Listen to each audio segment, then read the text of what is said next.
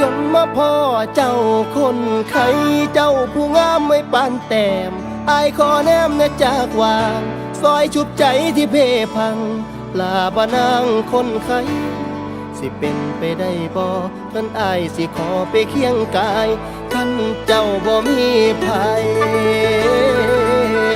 คันได้นางมาเคียงข้างสิขอหักนางไปจนแก่โปรดรับใจเอาไว้แน่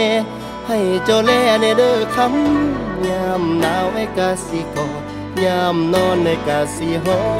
ม